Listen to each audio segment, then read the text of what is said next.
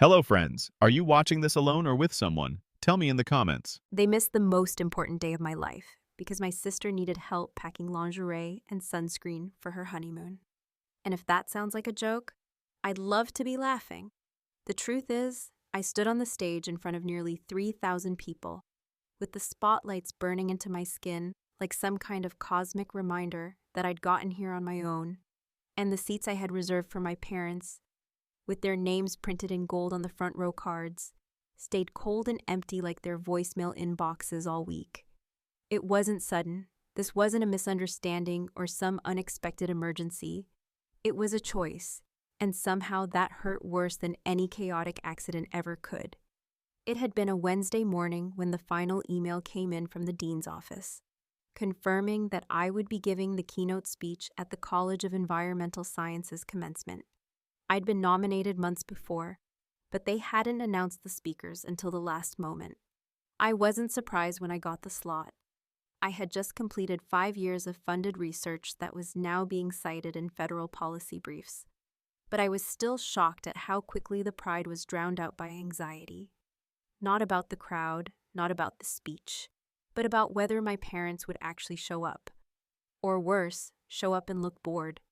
I typed the email to them carefully. No emojis. Formal, precise. Dear Mom and Dad, I'm honored to let you know that I'll be delivering the keynote address this Saturday at the ceremony. It would mean the world to me if you could be there. I even attached the map to the auditorium and a photo of the invitation with the school crest, like some eager kid hoping to impress someone who's already decided they're not interested. I hit send and waited. Olivia responded within 30 minutes. Sounds fancy, LOL. Send me your speech if it's funny. That was it. Nothing from Mom, nothing from Dad, but they saw it. I know they did because 2 days later, Olivia posted a boomerang of them at a wine tasting, all three of them clinking glasses in Napa, with a caption that said, "Best pre-honeymoon crew ever." That wasn't just tone deaf. That was a damn declaration. They hadn't forgotten. They just had better things to do. And in my family, better things almost always had Olivia's name written all over them in gold foil. She's always been the star, the golden girl, blonde, bubbly, and born 3 years after me with a perfect head of curls and a scream that could part the Red Sea if you listen to my mom retell the birth story. I was the quiet one, the curious one, the old soul who could entertain herself with books for hours, which my mother translated as low maintenance, and my father used as an excuse to invest all his energy into parenting someone else. They came to my high school graduation, but only because Olivia was on the homecoming court that same week, and they already had the flights booked. At my undergrad ceremony, they sent flowers, not themselves, just a bouquet and a card that said, "We're proud of you. Liv says hi." I still have that card. It's folded neatly in the back of my closet, under a shoebox of things I should have thrown away years ago. Things like my 5th grade spelling bee medal and the RSVP card from Olivia's engagement party that had a note scrawled at the bottom in my mom's handwriting. "You'll find your own day eventually." I thought this was it. This was my day. But I was wrong. The morning of the ceremony, I checked my phone compulsively. No missed calls, no new texts. Until 8:32 a.m., when Olivia finally broke the silence with a message so lighthearted it made me feel sick. "Hey, so Mom and Dad are staying with me today to help pack for the honeymoon. You'll crush it though. So proud." I didn't reply. What could I possibly say to that? I could have typed a passive-aggressive thumbs up or some snarky "thanks for making it clear where I rank." But instead, I just stared at the screen and let the silence speak for me, the way they'd let theirs speak for years. I locked my phone, got dressed, and headed to the venue, still pretending it didn't bother me, even though every step closer to that auditorium felt like walking toward a test I hadn't studied for. Because no matter how many degrees I had, no matter how many speeches I could write, I'd never learned how to be unaffected by being forgotten. My mentor, Dr. Franklin, met me backstage. She gave me a soft smile and said, "Big day." I nodded. "You doing okay?" she added. I lied, of course. "Yeah, just excited, nervous maybe." But she saw through it. She always did. Still, she didn't press. She just handed me a little tin of mints and said, "You'll be brilliant. Take your time. Let it mean something." And then she walked away. Let it mean something. That line stuck to the walls of my brain like wet paint. What would it mean, really, if the people who should care most didn't even show up to hear it? When I walked out to the podium, I scanned the first 3 rows out of habit. I spotted Dr. Franklin, Dean Heller, a few professors I'd worked with, my lab partner, and his mom. But the seats labeled Reserved Raymond Family sat vacant, as if the ghost of my childhood was still sitting there, quietly reminding me that some things never change. The applause quieted. The light hit my face. The mic was hot. I took a breath. And in that moment, before I said a word, I realized that the speech I had printed in my folder, the one I'd practiced in front of the mirror, wasn't the one I would give. Not anymore. Because this time, I wasn't going to swallow it. This time, I was going to say what needed to be said. There's a strange kind of silence that doesn't come from the absence of sound, but rather from the absence of response. A hollow, echoing quiet that fills up the inside of your chest like water in a sinking boat. And that's exactly what I felt when I stared at my sister's message that morning, reading it again and again as if the words might rearrange themselves into something more human, something more thoughtful, or maybe just something that didn't remind me how little I mattered when it came to family priorities. I didn't reply, not because I didn't have words. Trust me, I had too many.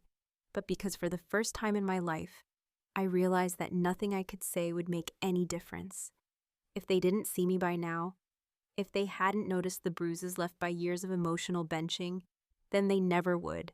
And I sure as hell wasn't going to waste my breath performing disappointment for people who wouldn't notice the silence either way. I sat on the edge of the guest chair in the green room of the auditorium, clutching a coffee I couldn't drink and flipping through the note cards I'd made 2 nights earlier. Back when I still believed there was some nobility in staying gracious, in being the bigger person, in acting like I hadn't just been sucker punched by my own bloodline for the 1000th time. And I remembered how carefully I'd crafted that speech, threading thank yous and inspirational quotes like beads on a string, hoping to honor my professors, my department, and yes, my parents too, because deep down I had still held out that naive little ember of hope that maybe this time they'd show up. Maybe this time they'd see me. Maybe this time they'd finally say, "We're proud of you," without following it up with "Olivia's getting a spray tan for her wedding photos." It's funny how pain has a way of showing up early to the party, dragging its feet across the carpet of your plans, muddying the neatness of your narrative until all you can do is either clean it up or light the whole thing on fire. And sitting there, still reading the text, still trying to ignore the tightness crawling up my throat, I realized I was done cleaning up after other people's choices.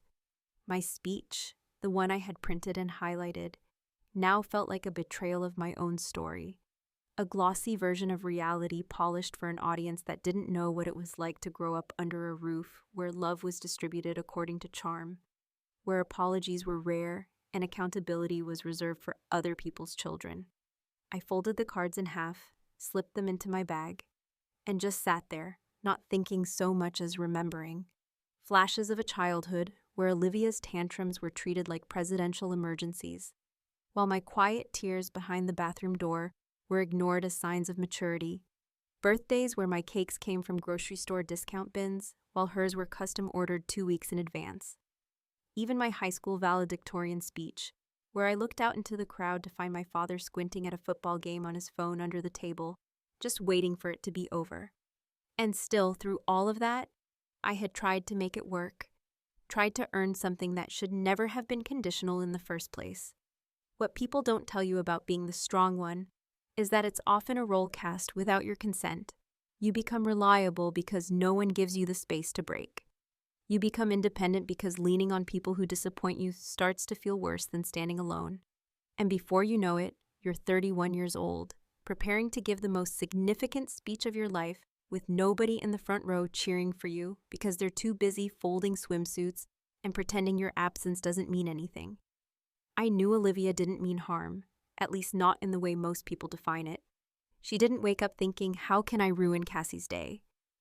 She just woke up thinking about herself, like she always did, like she was taught to, rewarded for, praised for. And maybe that's the most dangerous kind of selfishness. The kind wrapped in pink bows and polite smiles. The kind that cuts you with clean hands.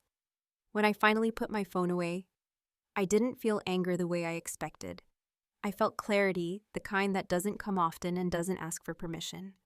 I looked in the mirror across from me, not to fix my hair or practice a smile, but to stare down the woman who had spent decades trying to win a race that was rigged from the start. And I told her silently that today wasn't going to be about earning anything. It was going to be about telling the truth. I walked out of the green room just as the ceremony began, each name echoing through the auditorium as graduates crossed the stage to receive their degrees, surrounded by clapping families and proud parents in ill-fitting suits and tear-stained dresses. I found myself watching those moments with a strange blend of admiration and detachment, like someone watching home videos of a family they've never met, scenes of joy that looked familiar but didn't belong to me. About halfway through the list, Dean Heller leaned toward me with a clipboard and whispered, "Ready, Cassie?" I nodded. My legs moved before my fear could catch up. As I approached the stage, the spotlight hit my eyes and blurred the crowd, which for the first time in my life felt like a gift, because I didn't want to see who was missing. I only wanted to see who would listen. Before I stepped to the mic, Dr. Franklin gave me a small nod from the side wing, the kind of nod that doesn't demand a performance, but grants you permission to be real. I adjusted the mic, cleared my throat, and took a breath. And just before I opened my mouth, I realized they would hear what I said anyway. Maybe not today, maybe not in that room, but someday, because words have a way of finding their way home, even when the people they're meant for are too busy packing to notice what they left behind. There's a moment, and you don't always see it coming, when everything you've been holding inside for years, maybe even decades, begins to climb its way up your throat like it's clawing through the years of silence, the polite smiles, the swallowed disappointments, the forced congratulations for other people's victories that always seem to matter more than your own. And it doesn't care how big the room is, or how important the occasion might be, or who's watching from their iPhones while half listening through noise-canceling headphones. It just decides it's time, and there's not a damn thing you can do about it. I had walked up to that podium with a plan, or at least the remains of one, but by the time the first syllable touched the mic and echoed through the vast, echo-heavy auditorium, the plan had already unraveled into something raw, something sharper and more honest than I'd ever allowed myself to be, especially in public, especially in front of strangers who'd expected a story of triumph, resilience, maybe even a dash of humor, not the unraveling of a family myth, not the quiet eulogy of a bond that never really existed. The crowd hushed the way they do when they sense something real is about to happen, that subtle shifting in the air, where people sit up a little straighter, the kind of silence that isn't just respectful, but anticipatory, almost sacred. And I think in that moment, some part of me realized that this was no longer just a speech. It was a reckoning, and I was no longer just a graduate or a speaker, but a woman who had finally run out of reasons to protect the people who never once showed up when it actually counted. I began with the expected. A few lines about the program, the long nights in the lab, the climate data sets that nearly drove me insane, the professors who believed in me before I did, and the audience responded with polite laughter, knowing nods, the occasional camera flash from the back. But even then, as I recited those first paragraphs, I could feel the real speech coiling behind my ribs like a spring, waiting to be released, daring me to say what I had come there to say. Not because it would be well received, but because it was finally, desperately, undeniably true. And so I pivoted. I paused, not theatrically, not for effect, but because I genuinely needed to breathe. And then I looked out across the rows of faces, scanning past the crowd for the 2 seats I had reserved out of some pathetic loyalty to tradition, even after Olivia's message, even after the spa photos, even after years of being reminded that my victories would always be secondary to her convenience. I want to take a moment, I said, voice steady but low, to thank my family. There was a flicker in the crowd, a shift in posture, a collective emotional lean, because they assumed they knew what was coming, assumed I would follow that sentence with the usual applause-baiting lines about unconditional love and bedtime stories and sacrifices made in silence, but I didn't. Not because they're here, I continued, and that line alone drew a strange energy from the room, like the air had thinned just slightly, just enough to feel it in the lungs, but because their absence has been a constant reminder of what it feels like to matter less, to be tolerated instead of celebrated, to grow up learning how to clap for others while no one claps for you. The silence that followed wasn't empty. It was thick, charged, almost electrical, and I knew then that I had stepped off the map, wandered away from the speech I'd rehearsed, and entered the wild, vulnerable territory of truth, the kind that makes people shift in their chairs and reach for their water glasses without quite knowing why. I want to thank my parents, I went on, each word heavier now, slower, deliberate, for teaching me that love, when given with conditions, stops being love and becomes leverage, for showing me that sometimes the people who are supposed to support you the most are the very ones who train you to expect the least. A gasp, not loud but unmistakable, floated from somewhere in the middle of the room, and I wondered if someone out there knew exactly what I meant, if someone else had sat through birthday dinners where the spotlight veered to a sibling who just got engaged or bought a new car, if someone else had scrolled through family photo albums only to find themselves missing from half of them, as though their presence had never mattered enough to capture. I didn't raise my voice. I didn't cry. I didn't even look angry. I just kept speaking, calmly, clearly, as though I were reading off lab results that had taken years to compile. And in a way, maybe I was. And to my sister, I said, the words tasting strange in my mouth, like something I used to know how to say but hadn't needed in a long time.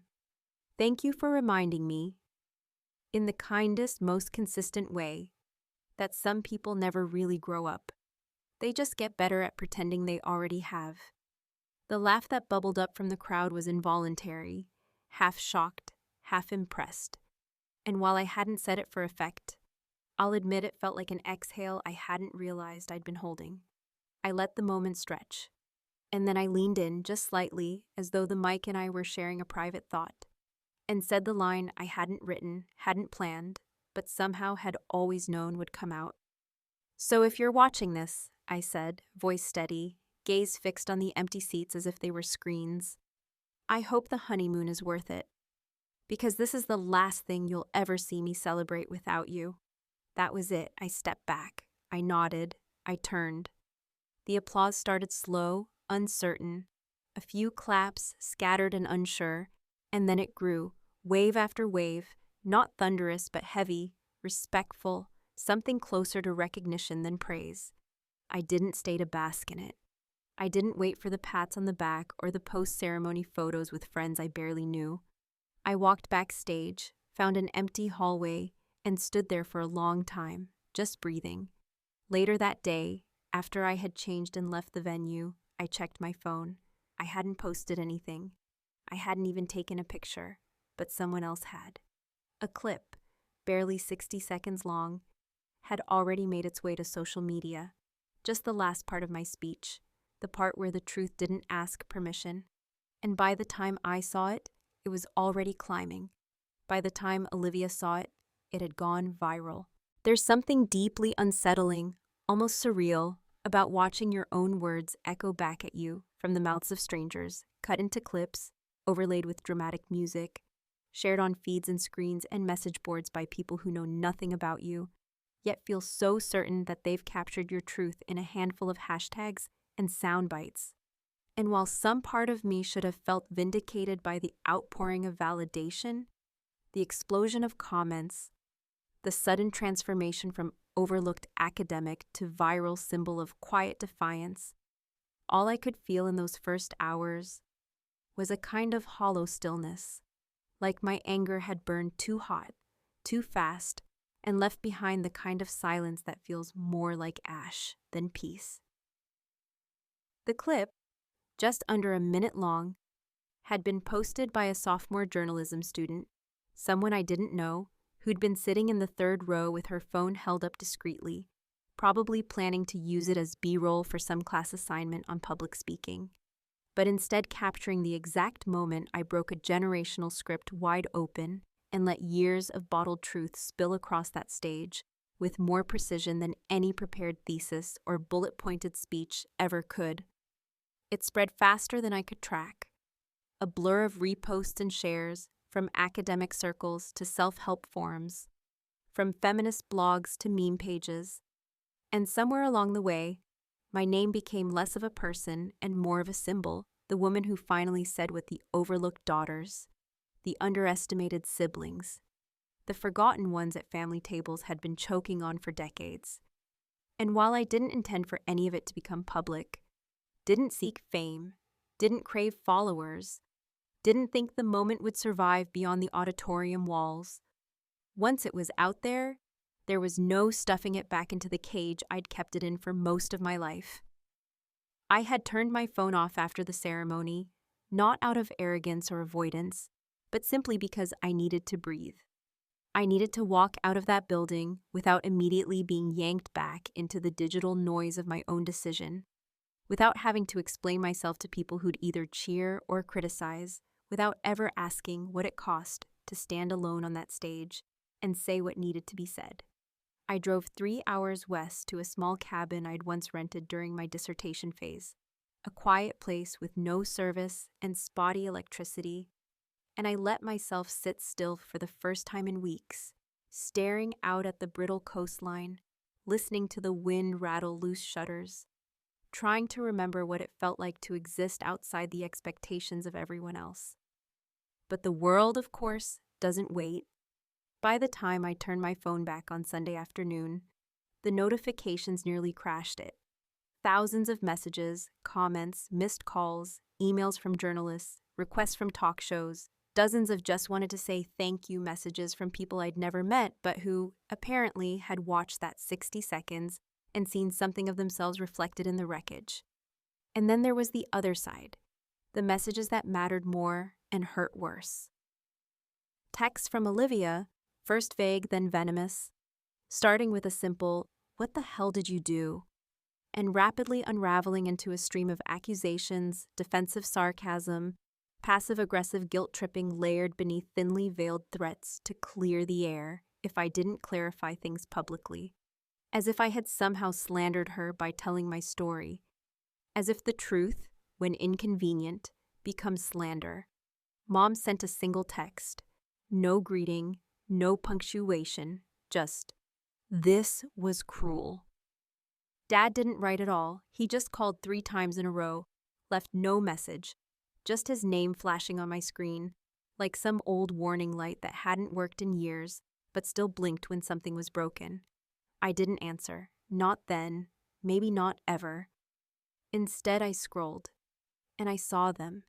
The screenshots of Olivia's Instagram story, posted the exact morning of my speech, showing her in a white robe between our parents, all of them laughing over mimosas, tagged at a spa resort with captions like, "Soaking up the last moments before the honeymoon," and "Best support system ever." People had already connected the dots. Commenters dissected the timeline, compared the ceremony date to the timestamps, drew arrows, asked questions I didn't have to answer because Olivia had already given them everything they needed. Her own confession, disguised as celebration, handed to the world on a silver platter of self-importance. I don't know what she expected. Sympathy? Applause for honesty? A viral redemption arc?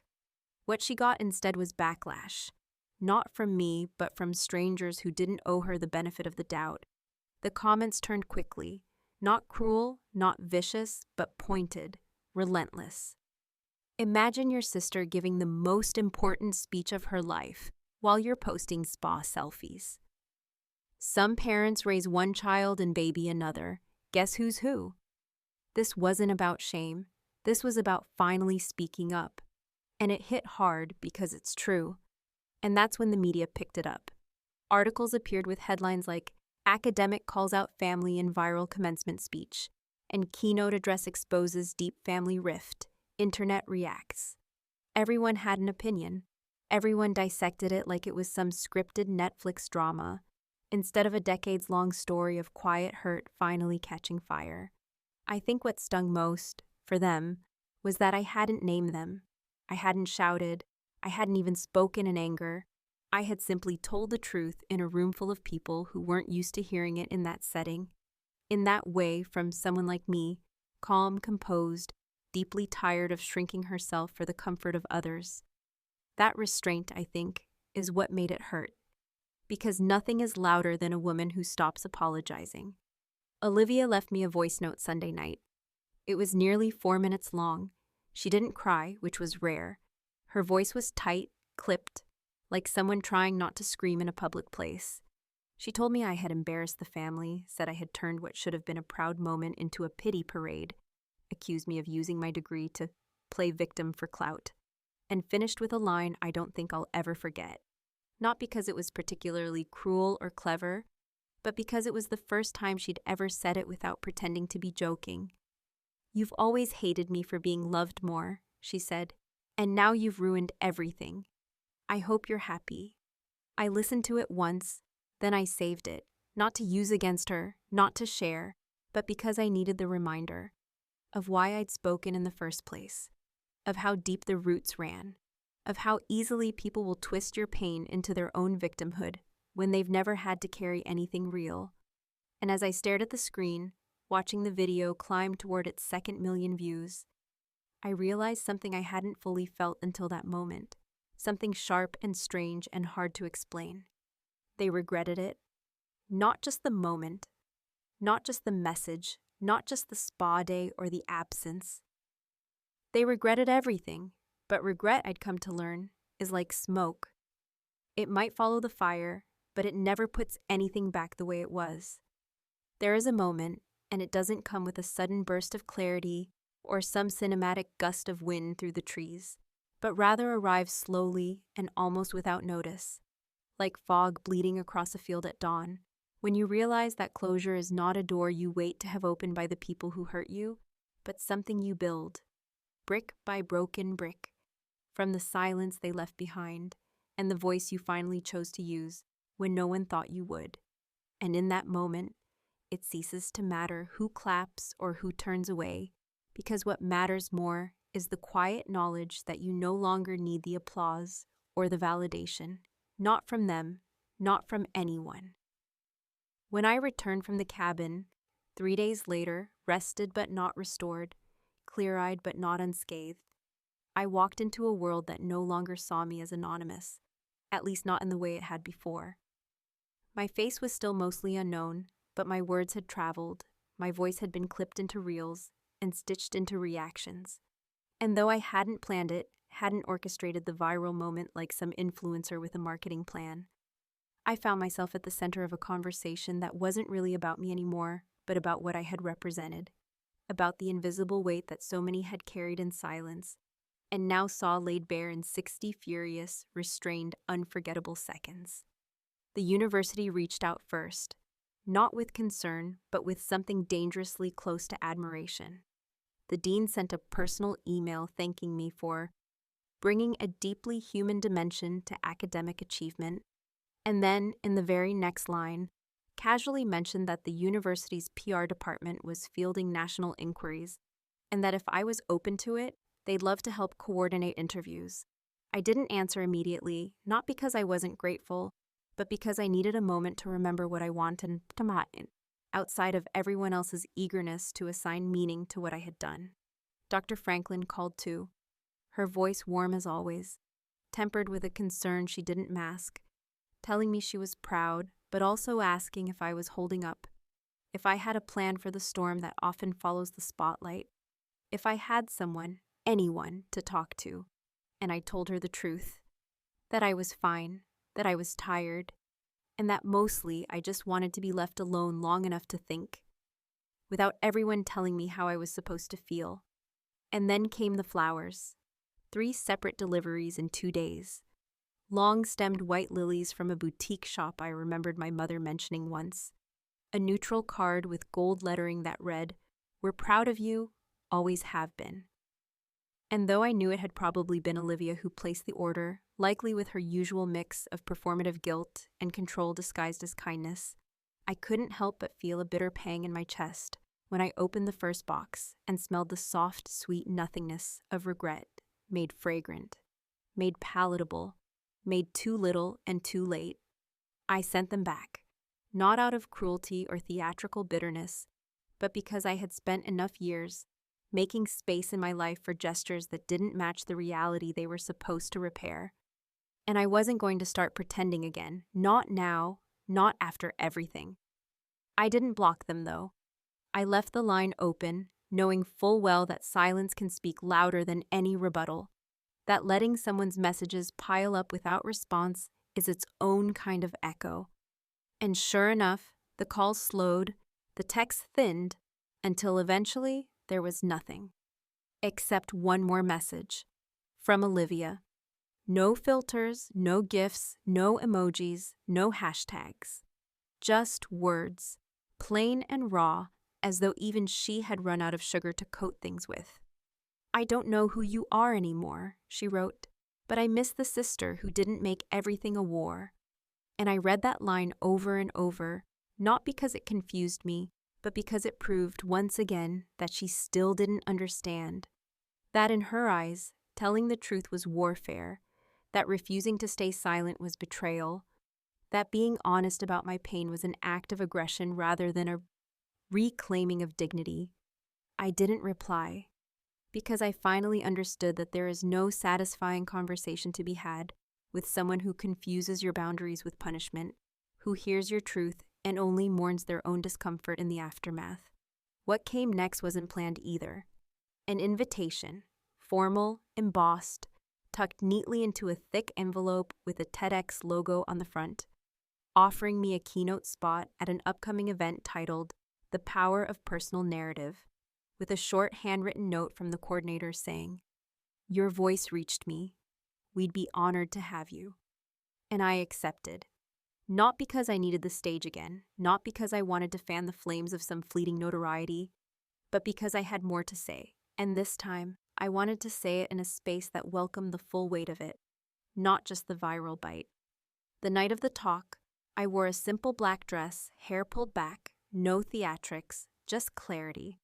And as I walked onto the red circle, heart steady, eyes forward, I felt no care, no game, no need to impress or wound or provoke, just a calm, deliberate desire to speak plainly, to finish what had begun in that auditorium weeks earlier. I opened with this. Some people wait their whole lives for validation. Others learn to build it, quietly, alone, from pieces left behind by people too distracted to notice what they broke. I saw nods, I saw tears, but most of all, I saw recognition. Not of my face, not of my name, but of the feeling I described. The ache, the lonely effort of surviving a kind of love that only shows up when it's convenient. And as I closed, I said something that had been sitting in the pit of my stomach for years, something I hadn't quite formed until that moment. The hardest truth I've learned is this. You can forgive people completely and without bitterness, and still never let them sit in the front row of your life again. There was a pause, and then applause, warm, full, unforced, but this time I didn't need it. Because the real moment, the real shift, had nothing to do with the audience. It happened quietly in me. I walked off the stage, back into the world, not as someone avenged or applauded or admired, but as someone finally fully free. And the irony, of course, is that they may never truly understand what they lost. Because when someone has never bothered to know the real you, they can't possibly comprehend what it means when she walks away, finally done trying to be seen.